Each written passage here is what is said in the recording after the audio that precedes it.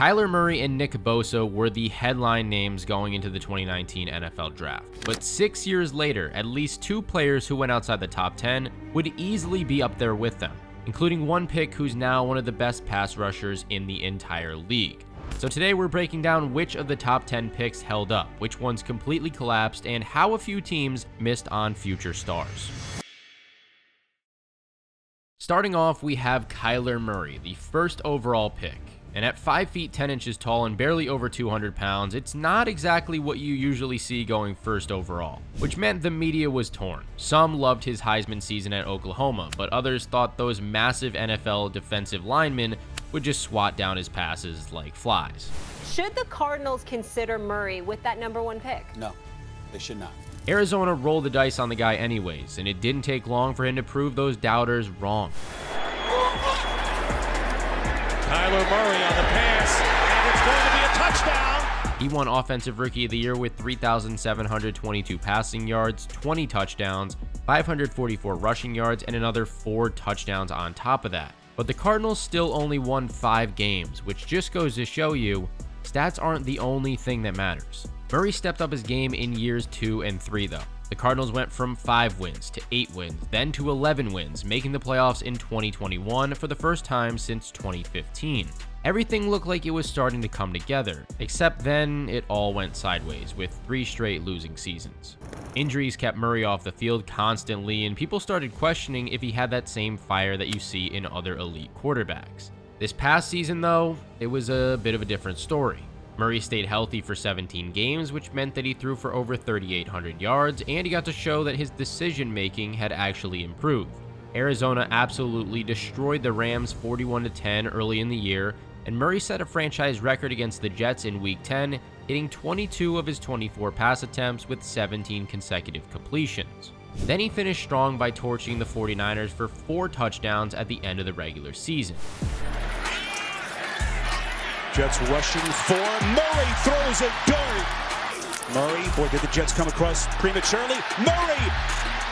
It's a Sunday stroll into the end zone. My problem with Murray and the Cardinals is that they just need to find some more consistency. It seems like one week they're elite, and then the next they completely forget that they have a game to show up to. Great offenses will always find ways to put up points on the board, and Arizona had plenty of games in 2024 where they just failed to put up more than 15. The talent is definitely still there with Murray, but at 27 years old, that also means that the clock is ticking to turn all that potential into actual championships. And while Kyler Murray was dealing with all those size questions, Nick Bosa was dealing with the complete opposite situation. The dude was almost too perfect. Coming from that legendary Bosa football family and absolutely wrecking people at Ohio State, to the point that some people were saying that he should have gone first overall. So when you look at that pass rush win percentage last year, 28.2%, about 6% better than the next closest edge defender, his 2-year grade of 95.2. Everything points to Bosa being the best edge defender, much like his brother Joey a couple years ago. San Francisco hit the jackpot with this guy. Bosa won Defensive Rookie of the Year and looked unstoppable from day one. By week 5, he was already winning NFC Defensive Player of the Week after dropping Baker Mayfield twice. That dominance kept building too. 3 weeks later, he completely demolished Carolina with 3 sacks in a 51-13 beatdown. So naturally, he took some of that energy into the playoffs, racked up 4 postseason sacks, and helped the 49ers get all the way to the Super Bowl. Unfortunately, the next season he tore his ACL and missed most of the year. But when he came back, the guy was somehow even better. 15.5 sacks in 2021 and 21 tackles for a loss. Then he led the entire league with 18.5 sacks in 2022 and won Defensive Player of the Year. Since then, though, his numbers have dropped off a bit. He's still making Pro Bowls and causing chaos in big games, but some people are wondering if he's actually living up to that huge contract that he got that made him the highest paid non-quarterback in the league back in 2023. Bottom line here, he's got the second most postseason sacks among active players, and he's been the anchor of one of the NFL's best defenses. But Quinnen Williams, that's a whole different story. Coming out of Alabama with the highest grade Pro Football Focus had ever given to an interior defender, this guy was supposed to be automatic. And as soon as people saw him run at the combine, his stock shot through the roof. which made what happened next even more shocking. His rookie year was pretty brutal, honestly.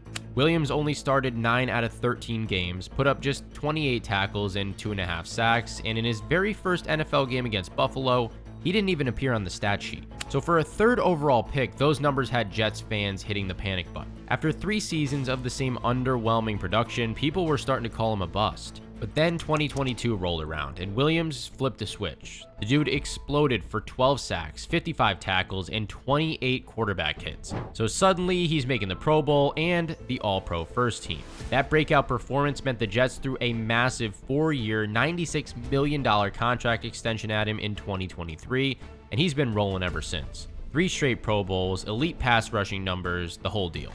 Williams shows us that sometimes the sure thing just needs more time to develop. When it finally clicks, though, that's exactly what you drafted him for. But this was a completely different situation. A pick that had everybody thinking, what the hell are they thinking the second his name got called? See, Ferrell was a good player at Clemson. ACC Defensive Player of the Year in 2018, 11.5 sacks, 20 tackles for a loss, and won the national title twice. But most people had him going somewhere around pick 15, maybe even later in the first round, which meant that taking him at number 4 looked like classic Raiders doing Raiders things. So far, his NFL career pretty much proved everybody right. Ferrell got 4.5 sacks with 38 tackles as a rookie and never hit those numbers again in Vegas. That inconsistency meant that the Raiders didn't even pick up his 5th-year option, so he was done after 4 seasons there. He bounced around to San Francisco, then to Washington, where he's just been looking alright since then. Nothing crazy, but decent depth guy production. But when you go 4th overall, being a decent depth guy really feels like a big letdown. Devin White was the exact opposite. Pure athletic freak that teams just couldn't pass up. In his rookie year, White put up 91 tackles and had 4 fumble recoveries, but the moment everybody remembers the most was that insane 91-yard fumble return against Atlanta, where he took it all the way to the house in the season finale. Then 2020 happened, and White went absolutely nuts. 9 sacks, 140 tackles, 2nd team All-Pro, and oh yeah, he helped Tampa Bay win the Super Bowl. The weird part about it is that the peak just didn't stick around. He had 3 seasons at a pretty elite level, made his first Pro Bowl in 2021, but by 2023 he started falling off. Missing reads, looking kind of lost in coverage, and you could tell that the mental side of the game just wasn't clicking for him. The Bucs eventually moved on, and 2024 was rough. Philadelphia cut him before he even played a snap, and then he barely did anything with Houston. But this next guy up, he could be an even bigger example of things going sideways real fast. When the Giants took Daniel Jones 6th overall, it wasn't exactly well received. But Jones actually had some solid moments early on. He got his first start in week 3, down 18 points to Tampa Bay, and he actually came back with 2 touchdown passes in the 3rd quarter and a touchdown run in the 4th to give the Giants the win. By the end of the year, he had over 3,000 yards and 24 touchdowns, although he did lose 11 fumbles in just 13 games, which is pretty brutal. And for a while there in 2022, Jones actually looked legit. He threw for 3,205 yards, 15 touchdowns, only 5 interceptions, and had the lowest interception rate in the entire league. Then 2023 and 2024 hit. He managed just 10 touchdowns total across 2 seasons where he was battling a ton of injuries. So it wasn't really a surprise when the Giants let him go. He's basically the ultimate what-if guy. He did just enough to keep you guessing, but never enough to actually prove that he was worth that 6th overall pick or that huge contract that the Giants ended up giving him. Moving on to Josh Hines Allen, who at the time was known as Josh Allen, coming out of Kentucky as their all-time sack leader with 31.5. Allen was one of those high upside guys who could line up all over the place. In his rookie year, Allen got 10.5 sacks, made the Pro Bowl, and even got a Defensive Rookie of the Year vote. But then year 2 hit him hard. He only played 8 games and managed 2.5 sacks. Allen just kept his head down though and kept working. And in 2023, he proved everybody who believed in him was right. The dude went off for 17.5 sacks, broke the Jaguars' franchise record, and made another Pro Bowl. Jacksonville threw a massive 5-year, $150 million deal at him with $88 million guaranteed. He wasn't quite as good last year, but it was still a solid season. And 2024 was also the year that he officially changed his name, so he wouldn't get confused with the other guy anymore. At pick 8, we've got TJ Hawkinson, and he came out of Iowa as the best tight end in college, winning the John Mackey Award. Hawkinson was supposed to be the most NFL-ready player at his position, and people were comparing him to Dallas Clark at the time. His first couple of years were solid, but nothing too crazy. Decent rookie numbers with 32 catches for 367 yards, then a Pro Bowl appearance in year 2 with 67 catches and 723 yards. Good production, but you're still sitting there wondering if this guy's ever going to be truly elite. Then in 2022, he made the Pro Bowl for a second time thanks to plays like this. Time for Goff for the end zone. Hawkinson, touchdown Lions! Detroit even shipped him to Minnesota halfway through 2022, and he was feeling great in the new system. In 2023, he had 95 catches for 960 yards before he tore his ACL and MCL against his old Lions team. Just such a bad way to end the season for him. That injury cost him the first 7 games of 2024, but when he came back, it was right back to business for him. He put up 114 yards to help beat Chicago in overtime, then had 5 catches and a touchdown in the playoffs against the Rams. Last season, Pro Football Focus ranked him as the 9th best tight end in the league, which is exactly what you want from a pick like this. Solid production when it counts. Okay, now we're going to move on to Ed Oliver, who won the Outland Trophy as a sophomore at Houston and was the first freshman ever to win the Bill Willis Trophy. But scouts were worried about his attitude and whether he could actually be coached at the next level. See, Oliver had some pretty public blowups with his college coach on the sidelines, and he got a bad rap for being high maintenance. Basically a guy who was just used to getting his way and might not handle NFL structure too well. Buffalo decided to roll the dice though, and it's worked out pretty well for them.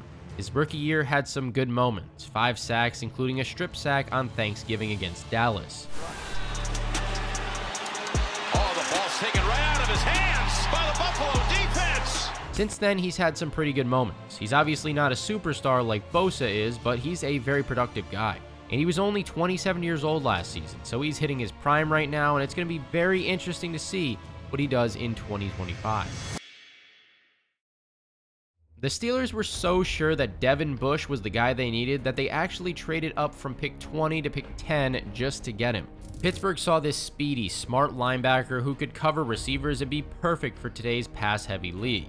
His rookie year made that trade up look brilliant. Bush came in 3rd for Defensive Rookie of the Year with 109 tackles, 4 fumble recoveries, and 2 interceptions. The dude was all over the field and exactly the kind of athletic linebacker that you need to handle all these passing offenses nowadays. Everything was clicking for him, and the Steelers' defense looked legit. Then in 2020, Bush tore his ACL against Cleveland in Week 6 and missed most of the season. When he finally came back, he looked like a different player. That explosiveness and those instincts that made him special, they seemed to be way more limited. Pittsburgh eventually moved on after 4 years, and Bush bounced between Seattle and Cleveland, trying to get that rookie year magic back. But just like in a lot of other drafts, some of the later picks in this one turned out to be absolute beasts, which means we're looking at guys who would easily be top 10 picks if you could redo this draft over today. DK Metcalf dropped all the way to pick 64. I'm not saying he would be a top 10 pick, but scouts thought he could only run in straight lines. Well, guess what? Running straight lines really fast when you're 6 feet 4 inches tall with crazy good hands turns out to be pretty useful in the NFL, and his route running is better than what they gave him credit for. Then you've got Max Crosby, who the Raiders took at pick 106. Teams looked at this pass rusher from Eastern Michigan and figured that he was just some project player, but the dude has been one of the most dominant edge guys in football with 4 straight Pro Bowl appearances. Plays a game with a hell of a motor. That non-stop motor. Non-stop motor. Motor guy. The highest of the highest motors. I'm in a high motor, high energy, always on go. Going and going and going. Active.